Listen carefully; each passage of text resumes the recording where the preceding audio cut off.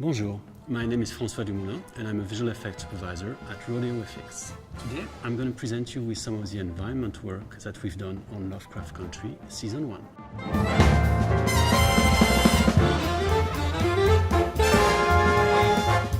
So the story takes place in Chicago in the 1950s, but the series was shot on a backlot in Atlanta, which was in essence just a couple of one-floor buildings surrounded by blue containers. When the pilot was shot in 2018, the crew went to Chicago to shoot an exterior in the lower west side of the city of Chicago. The goal of the visual effect team when we're doing set extension for period accurate reconstruction is to be as precise as possible.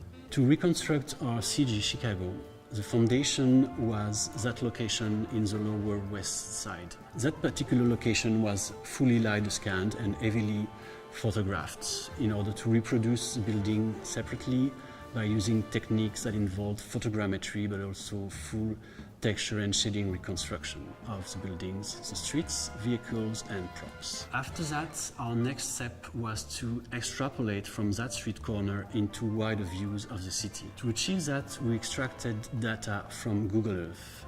We extracted rough geometry from real contemporary Chicago and populated it with our own set of 1950 accurate assets. We also heavily referenced photographs and painting from that period, the painter Edward Hopper being one reference we use quite often. In the shot that you see here, the foreground building is real up to the first floor. Everything above it and behind it is a full CG creation. We built ourselves a very large library of individual buildings. Each of those buildings were built procedurally inside of Jurnee, which allowed us to quickly change the number of floors, change the design of the window, and change the look of the building without just a few clicks. This was kind of our own internal city generator.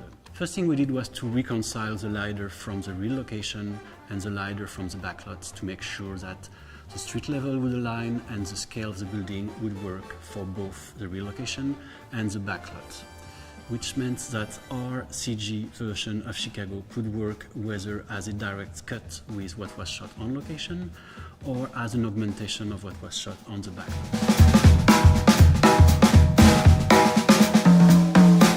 Another one of our environments was Tulsa, 1921.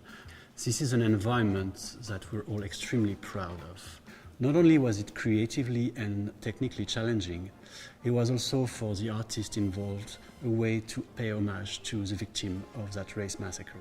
Recreating Tulsa proven to be quite difficult because the location doesn't exist anymore and there's very little documentation about how the place looked back then. Our task was to extend an existing location in Macon, Georgia that had some historically accurate building. Rodeo's work was to extend those buildings above the first floor, but also to create the surrounding blocks. We extended the main street of Tulsa in both angles, looking down the street and back towards the hotel from where the characters are going out. Everything that is beyond that crossroad is entirely CG, and that involves not only the buildings, but also the crowd and the vehicle.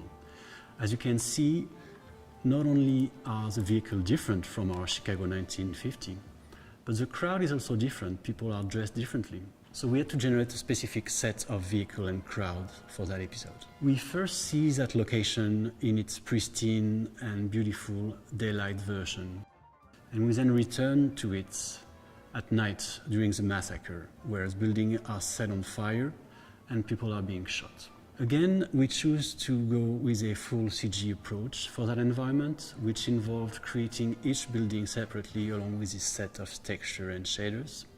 And some of the buildings were also built in order to be destroyed by our FX team. As night falls, we go wide over the city and the river as the sun sets in a very dramatic shot. We revisit the main street of Tulsa at night.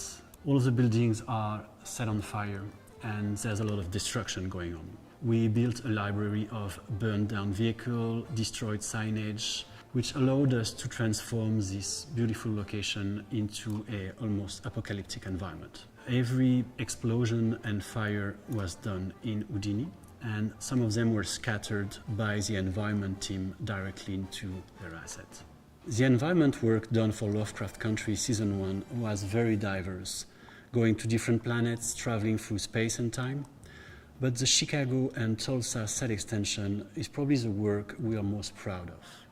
Thanks a lot for watching.